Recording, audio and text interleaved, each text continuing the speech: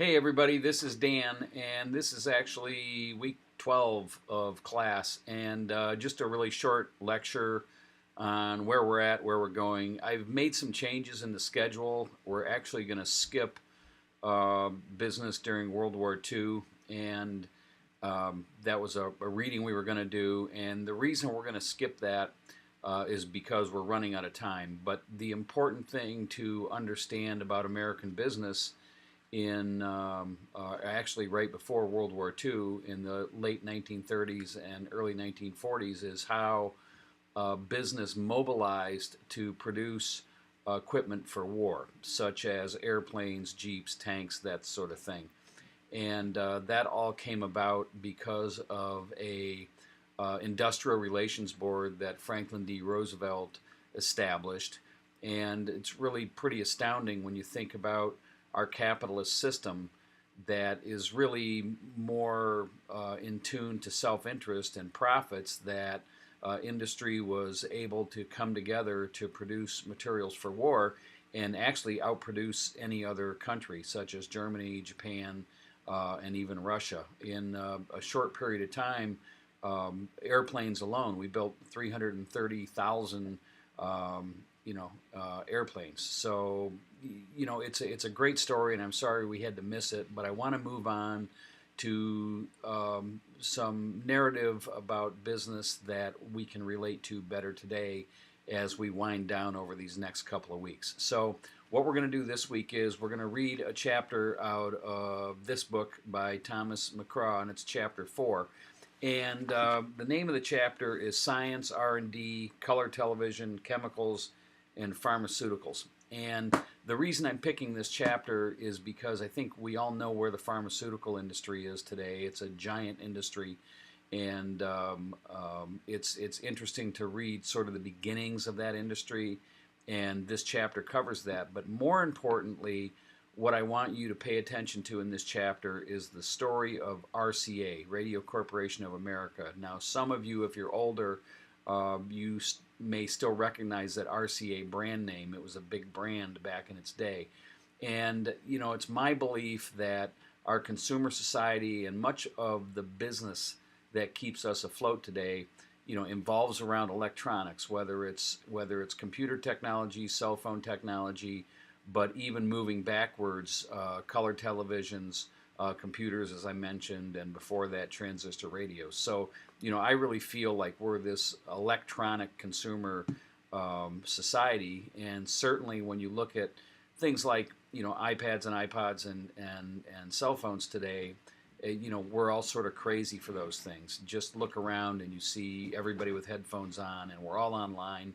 So I think today's society and sort of the addiction to electronics, if you will, really has its roots back in RCA, which has its roots back in the 1920s and 1930s. So you're going to read about a guy named David Sarnoff, who was really the principal guy in RCA. And I want you to read the story, and I want to know if you can draw any parallels between Sarnoff, RCA, and maybe even someone that we've already read about, like Henry Ford. RCA is a fascinating story. Now, some of the things I want you to pay attention to as you read, and I'm going to look at my notes.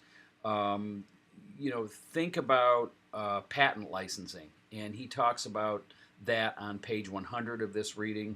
So patent licensing is important, and when you read about it, tie it back to what we read about intellectual property, going all the way back to Hamilton and Jefferson, and you can get a feel for how these intellectual property laws and patent laws began to and continued to affect business moving forward even today. And you'll read a little bit more about that when you read about pharmaceuticals this week.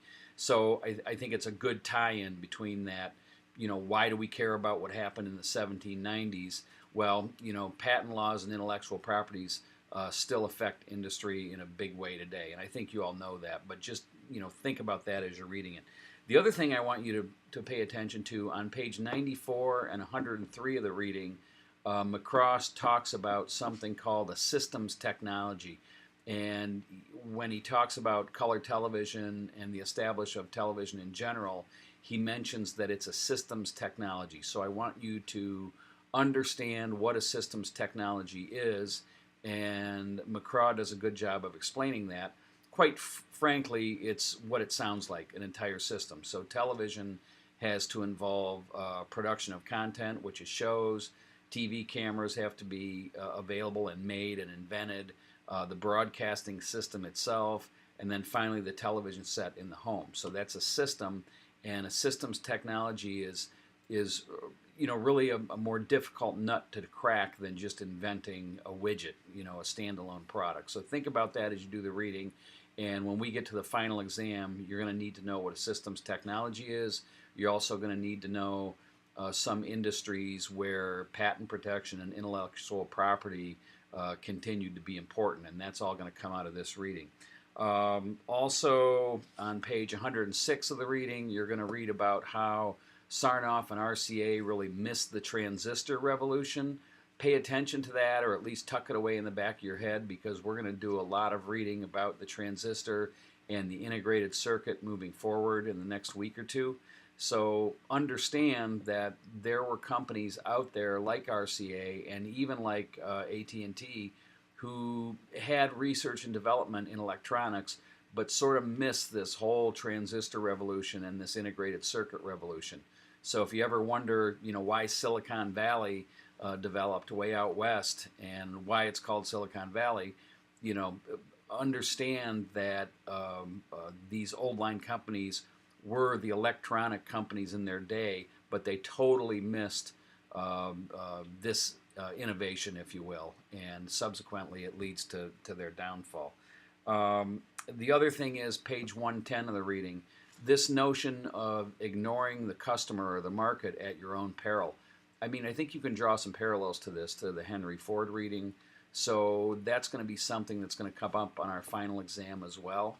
So pay attention to these things. If you have any questions about it, let me know. And everyone's doing a great job. I think you're going to find this reading very interesting. So that's it for now. If you have any questions, let me know. Have a great week and be safe. Take care. Bye-bye.